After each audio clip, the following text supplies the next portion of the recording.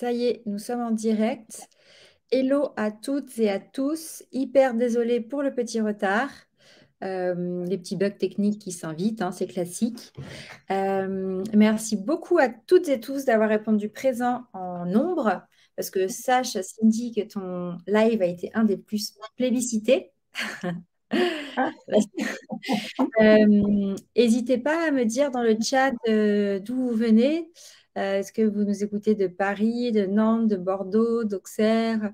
C'est toujours drôle de voir que vous êtes un peu partout en France. Je vois que les gens sont en train de taper. Alors, on a Adeline de Versailles, on a Livia de Bordeaux, Cécile Ferrand qui nous dit bonjour. Bonjour Cécile. bonjour. From Bordeaux, Alexandra de Paris. Chantal de Clermont-Ferrand, Justine de Aix-en-Provence, Cécile de Narbonne entre Narbonne et Perpignan. Tu as de la chance. Charlotte d'ici, les Moulineaux, Aurore de Nantes, Céline de Bordeaux. Super. Plein de monde. Beaucoup de femmes, j'ai l'impression. Et donc, n'hésitez pas à utiliser le chat. Le but, c'est que ce soit interactif, que vous puissiez poser vos questions pour que Cindy puisse vous répondre en vous présentant son métier. Si tu veux, Cindy, pour commencer, tu peux peut-être nous raconter ton parcours. Bonjour Sylvie de Toulouse.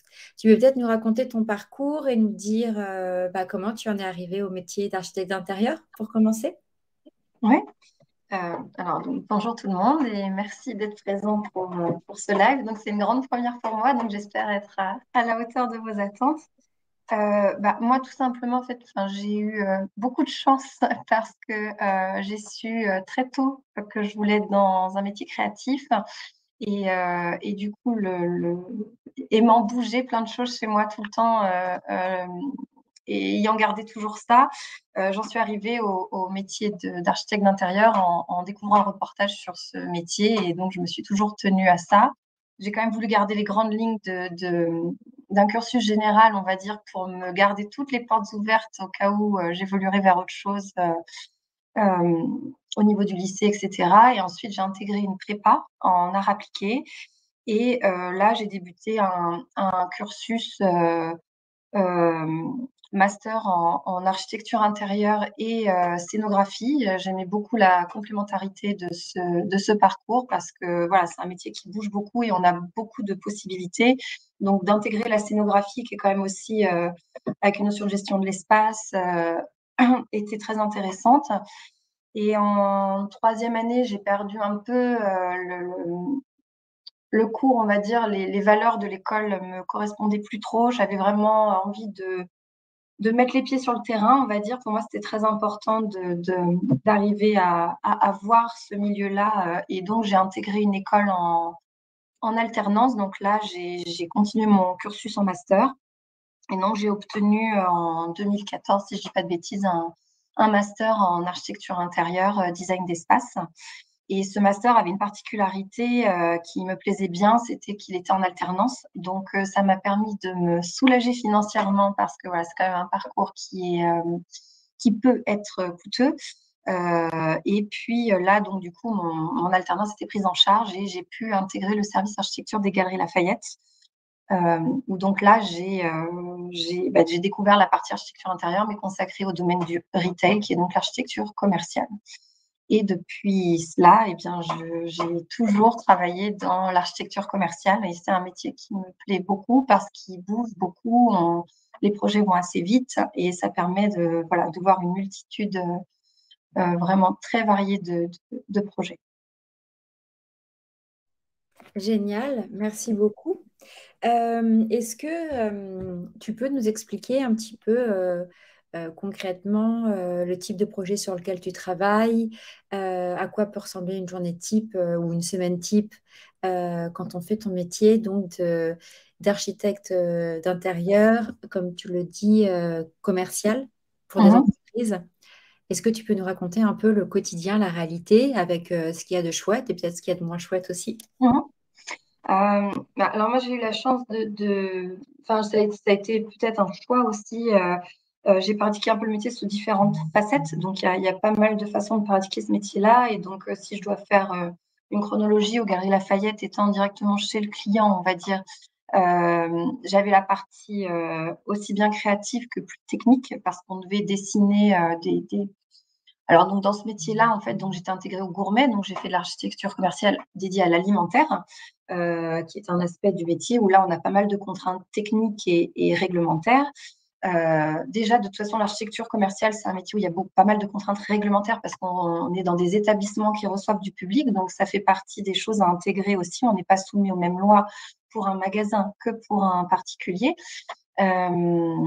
Et du coup, là, dans cette fonction-là, donc j'étais dessinatrice, mais comme j'étais qu'en binôme, j'ai vraiment pris part au process créatif, que ce soit des stands ou après j'ai travaillé sur des magasins de plus grosse envergure, donc les gourmets tels que les Parisiens peuvent le connaître aujourd'hui sur le boulevard Haussmann. Donc voilà, j'ai vraiment été actrice dans la transition du gourmet tel qu'il était originellement dans l'homme, qui a basculé côté maison. Donc ça, voilà, ça a été basé sur mes dessins. Et là, donc, il y avait des process créatifs, plus après des mises au point qu'on va appeler techniques avec les entreprises qui mettent tout ça, qui donnent vie à tout ça. Et ce que j'aime beaucoup dans ce métier d'ailleurs, c'est que c'est on collabore en fait tous ensemble. Voilà. Nos dessins, ils prennent pas vie si on n'a pas des entreprises derrière qui ont des savoirs techniques pour les mettre en œuvre. Donc ça, c'est très important de savoir collaborer.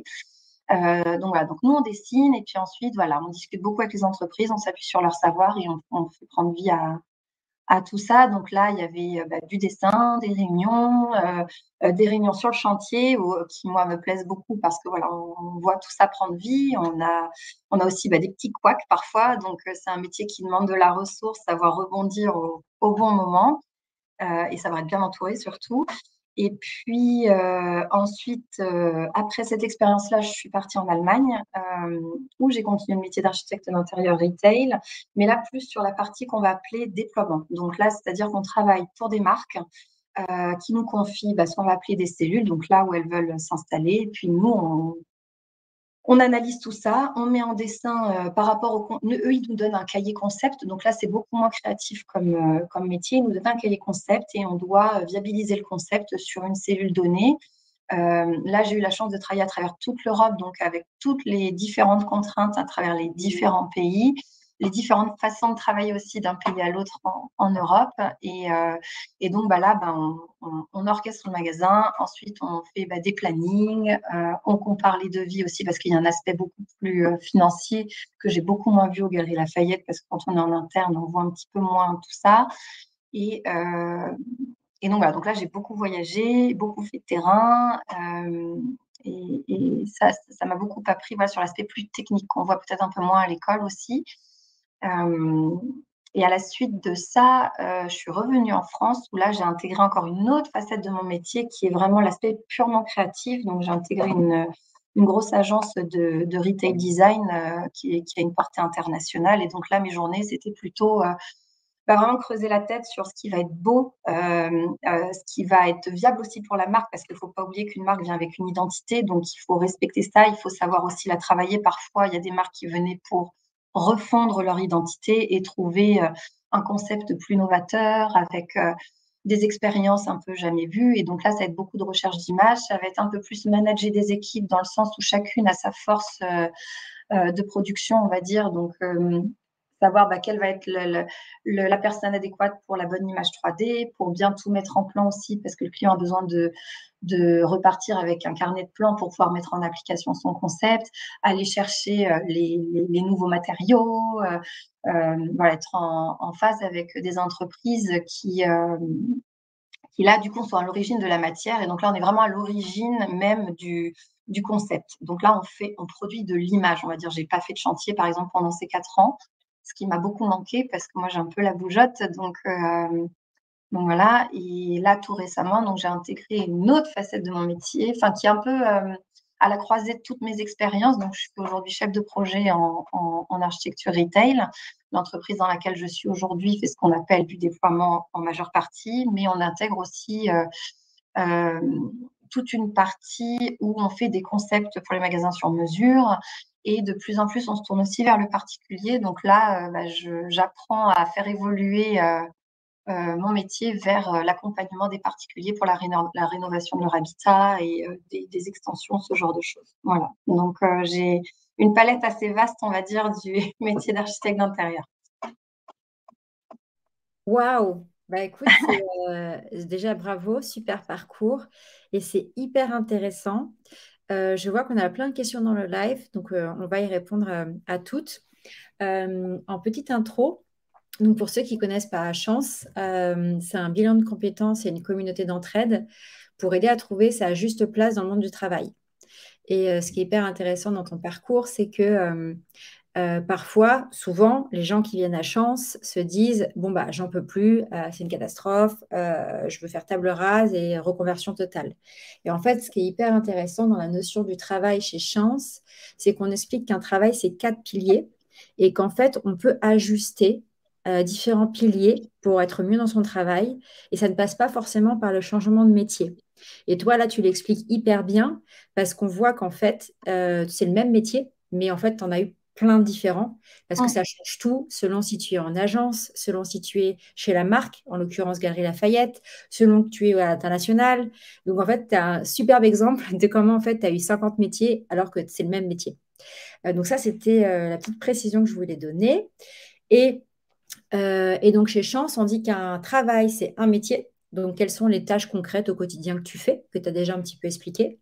C'est quel est l'environnement de travail et la culture d'entreprise. Et donc là, comme tu nous l'as raconté, tu en as connu plein de différentes, sachant qu'il n'y en a pas de bonne ou mauvaise. C'est juste laquelle est bonne pour toi et à un moment T. Parce que, par exemple, on peut adorer la vie d'agence, qui est très stimulante, très excitante, mais fatigante aussi. Et donc, bah, peut-être qu'à 20 ans, ça nous plaît, mais à 30 ans, on n'aspire plus à finir à pas d'heure, à faire des charrettes et les week-ends compris. Donc, métier, environnement, finalité, je fais mon travail au service de ces 3 petits points, remplir la finalité. Et je pense que toi, dans toutes tes expériences, tu vas nous raconter, mais ce n'était pas forcément la même finalité que tu servais. Et enfin, c'est les impératifs personnels, à savoir, et ça varie aussi tout au long de sa vie, à savoir, bah, j'ai besoin de temps minimum en salaire, parce que si je ne l'ai pas, ça ne marchera pas par rapport à mon prêt, mon loyer, etc.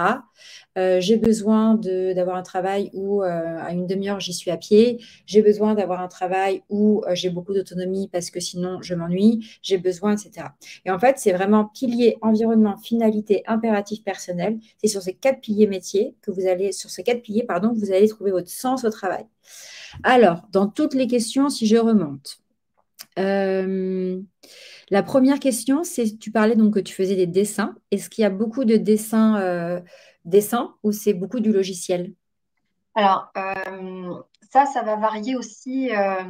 L'avantage de ce métier, c'est qu'on est recherché pour notre personnalité et un peu ce qu'on a à offrir aussi. On peut laisser parler pas mal ça. Après, il ne faut pas se leurrer aujourd'hui, les entreprises, elles travaillent toutes sur logiciel. Donc, c'est beaucoup de dessins. Le logiciel, je dirais aujourd'hui, le plus connu, ça va être AutoCAD. Donc, il fait 2D, 3D, mais on l'utilise majoritairement en 2D. Enfin, moi, de ce que j'ai pu voir. Après, je suis qu'un point dans tout l'univers qui est l'architecture d'intérieur. Mais donc, moi, je dessine beaucoup en 2D et en 3D parce que je ne dessine pas très bien à la main, malheureusement. C'est une de mes grosses frustrations, mais malgré beaucoup d'essais, c'est pas là où je suis la plus rapide et la plus à l'aise. Donc, c'est une compétence que je vais plutôt laisser de côté parce que elle ne me sert pas.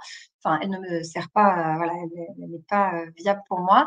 Mais si on aime dessiner à la main, ça, c'est très plébiscité aussi. Ça plaît beaucoup. Donc, en agence de créa, par exemple, c'est quelque chose qu'on utilise beaucoup. C'est très bien de savoir dessiner à la main parce on fait des croquis. Donc là, je me suis plus remis à dessiner à la main, mais on parle très vite. Donc il faut voilà, savoir gribouiller, mettre sur le papier ce qui nous passe un peu par la tête. Moi, je le faisais un peu avec ça et beaucoup plus avec de l'appui 3D. Donc, je dirais ça va vraiment varier d'un cabinet à l'autre, mais c'est quelque chose qu'on peut tout à fait garder. Et si on est fort et à l'aise là-dedans, c'est même une très grosse force de dessiner à la main. Mais le rendu final pour les clients sera toujours par logiciel, enfin beaucoup par logiciel. Après, peut-être plus que des architectes indépendants pourront faire le choix de choisir de présenter des planches qu'on va appeler ROF avec des dessins mis en couleur. Ce genre de choses et ça fonctionne très. L'essentiel, en fait, c'est d'être un bon communicant sur ce qu'on veut transmettre. Super, merci beaucoup Cindy. On a aussi beaucoup de questions de personnes qui sont en réorientation vers le métier d'architecte.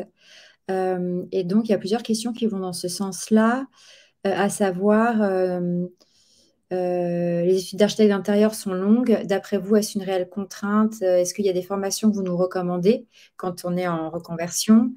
Lié aussi à la reconversion, c'est la question du salaire pour un architecte d'intérieur débutant. Et est-ce qu'il y a des différences selon qu'on est côté commercial ou côté particulier? Est-ce que c'est réaliste à 50 ans de se dire je veux me réorienter vers le métier d'architecte d'intérieur? Est-ce que un architecte en reconversion versus un architecte traditionnel plus expérimenté, est-ce qu'on a nos chances quand même ou est-ce qu'on aura du mal à se faire sa place au milieu des pros aguerris? Voilà un petit peu pêle-mêle toutes les questions. Euh, pour la formation, alors bah, moi j'ai eu un cursus, on va dire, classique, même s'il a été un petit peu accidenté et détourné.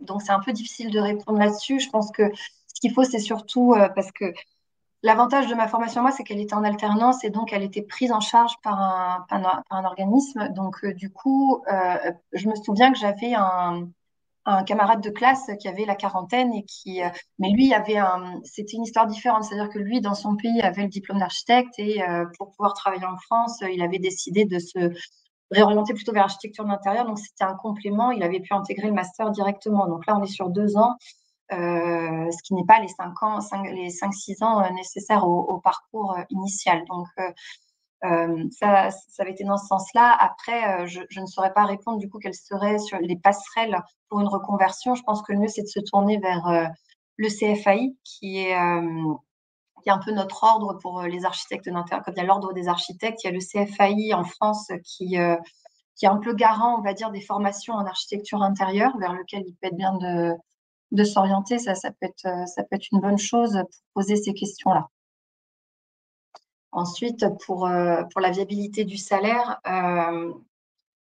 c'est sûr que bon, bah, quand on démarre, on n'a pas. Alors, en fait, il y a plusieurs choses. C'est que moi, j'ai jamais voulu me laisser faire sur cette notion de salaire. C'est-à-dire qu'en fait, bon, bah, on est dans un monde d'entreprises. Il y a plein d'entreprises différentes avec des valeurs différentes et il y en a toujours qui pourront essayer de se dire, bon, bah, c'est un débutant, je le paye peu. Moi, je pars du principe qu'à partir du moment où on a une formation, et donc c'est-à-dire qu'on a un savoir qui est débutant, bien entendu, parce que c'est un métier de terrain qui s'apprend. C'est un métier où on va évoluer au fil des années, au fil de ce qu'on fait, et c'est ça qui va nous donner aussi l'expérience. Quand on sort, moi, de mon point de vue, quand on sort de l'expérience, on est trop frais, trop bleu et trop ignorant de plein de choses. Quand je parlais de tout ce qui est normes, etc. Bon, bah, tout ça, ça va s'apprendre sur le. Il y a plein de choses qui s'apprennent sur le terrain. Mais moi, je me suis toujours battue pour dire, voilà, j'ai un savoir, j'ai un master, ça vaut pas rien, donc non, j'accepterai pas un SMIC pour travailler. Parce que clairement, il y a des entreprises qui vous proposeront ça. Mais effectivement, dès qu'on sera débutant, on ne pourra pas prétendre un niveau de salaire expérimenté par rapport à un autre architecte, ça c'est certain. Donc, je pense que ça, c'est quelque chose qui se discute parce que pareil, si vous allez vers une reconversion, bon, bah, vous avez aussi des valeurs, des choses qui voilà, qui sont vos contraintes, on va dire, et puis vos envies. Il ne faut pas tout imposer, mais il faut un échange avec l'entreprise, je pense, qui sera plus ou moins flexible. C'est l'intéressé par un candidat en reconversion, c'est qu'elle a aussi des forces à en tirer. Donc, vous ne valez pas rien, quoi. Enfin, voilà, il ne faut pas tout accepter. Enfin, je pense que quand on accepte tout comme ça, on dévalorise aussi le métier. Ça, c'est mon point de vue. Donc, voilà, pour tout ce qui est lié au salaire, aux reconversions, c'est ce que je peux en dire parce que j'aurais pas plus d'informations pertinentes là-dessus. Super, merci. Et je vous partagerai le lien, si je le retrouve, de Mélanie, qui a un talent chance, qui s'est reconvertie en architecte d'intérieur pour particulier. Et je sais que maintenant, il y a des formations accélérées pour adultes en reconversion. Donc, c'est hyper intense. Et puis, ça demande des sacrifices en termes de se préparer financièrement à pas avoir de revenus le temps de la formation. Elle, en l'occurrence, elle avait réussi à avoir l'école Boulle, qui fait donc, je crois que c'est presque un an, hyper intense, hein. Mais elle avait fait une rupture conventionnelle, donc elle a le chômage qui permet d'eux.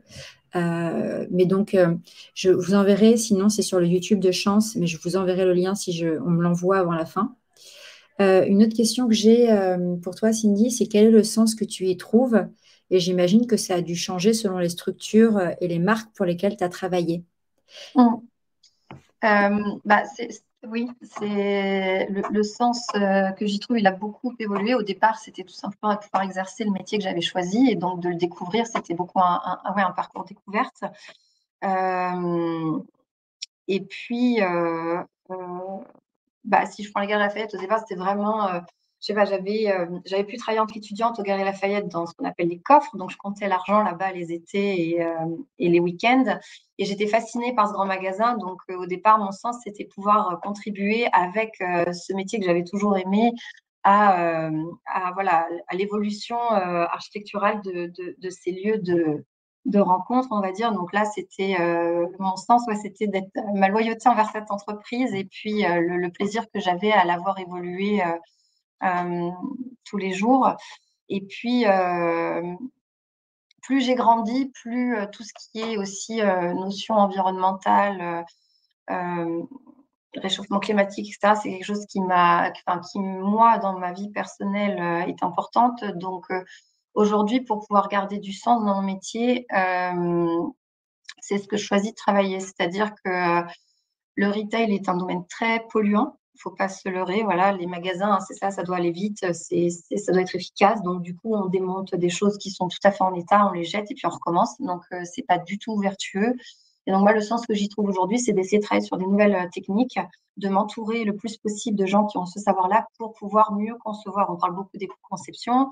Le retail est un domaine où il est assez compliqué de mettre de l'éco-conception en place sur des grandes échelles. Je parle après quand on est sur mesure, ça devient un peu plus simple peut-être, mais on a toujours des contraintes de temps et aussi techniques qui sont liées à la viabilité des espaces qui reçoivent du public.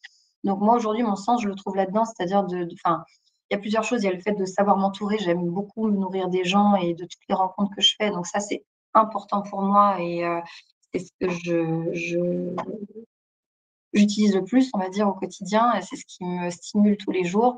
Mais de pouvoir aligner mes valeurs personnelles et de rendre mon métier plus viable sur le plan environnemental et voilà, d'axer ces valeurs-là dans mon métier, c'est aujourd'hui, c'est là où je trouve mon sens. Super, merci beaucoup. Et comme je l'ai expliqué, sur les 4 piliers, c'est des choses qui changent aussi, tous ces Oui. piliers-là, au fur et à mesure d'une vie professionnelle. Parce qu'effectivement, j'imagine qu'il y a 15 ans en arrière ou 10 ans en arrière, c'était moins présent, ces problématiques environnementales. Mm. Une question que j'ai, et une des dernières, parce que je vois que l'heure tourne, de Charlotte, faut-il avoir un réseau solide pour travailler en tant qu'architecte d'intérieur? Est-ce qu'il donc, il faut du réseau et où on peut travailler comme salarié dans un cabinet avec un bon réseau? Voilà, la question du réseau. Ouais. Ouais, le réseau pour moi enfin, après ça dépendra de chacun parce que c'est vrai mais le réseau est essentiel parce que déjà, enfin, pour pouvoir viabiliser ces projets, leur donner vie, il faut s'entourer d'entreprises. Donc ça, c'est forcément du réseautage avec. C'est ce qui va vous donner votre crédibilité en fait quelque part, parce qu'un bon réseau d'entreprises, c'est ce que enfin, c'est ce que les gens retiendront. Si le chantier se passe mal, que les entreprises vous plantent, etc. Ça, ça restera dans les mémoires. Et puis le réseau pour trouver du travail. Alors, moi, j'ai jamais été pistonnée. On parle beaucoup de pistons, ça n'a jamais été mon cas. Donc, j'ai réussi à aller au bout des choses que je souhaitais sans réseau particulier. Mais après, par contre, à partir du moment où j'avais un orteil quelque part, ça m'a toujours tenu à cœur de rester en contact avec les gens avec qui j'ai travaillé, avec qui voilà, j'ai beaucoup échangé sur les années. Et ça reste essentiel parce que, alors surtout, dans le retail, on l'entend beaucoup, on recroise toujours les personnes dans notre vie. Donc, le réseau joue beaucoup, mais n'est pas essentiel pour intégrer un endroit, puisque, comme je disais plus tôt, ça va être vraiment sa personnalité, ce qu'on peut apporter. Voilà, à partir du moment où vous savez montrer un beau book, parfois, il pourrait presque ne pas y avoir besoin de CV, même si c'est le premier élément pour recruter, ça va être l'image qui parle. Et donc voilà, c'est surtout ça qu'il faut. Génial. Merci beaucoup, Cindy, pour ton temps, d'avoir pris 30 minutes pour raconter ton métier à toutes celles et ceux que ça peut aider et qui ont Mhm. envie de l'explorer et peut-être de se réorienter vers le métier. Avec Je plaisir. vois que On te dit merci. Le live sera dispo en replay. Et si jamais vous avez des questions pour Cindy, n'hésitez pas. Je pense que Cindy Manscourt, on peut te trouver sur LinkedIn. Ou Oui, sinon, tout à fait. n'hésitez pas à passer par chance et on fera passer à Cindy si besoin. En tout cas, merci beaucoup à vous pour toutes vos questions. C'était super chouette de vous voir participer. Merci à tous pour votre Merci écoute. à vous. Et À bientôt. n'hésitez pas à me contacter si besoin. Au revoir. Au revoir.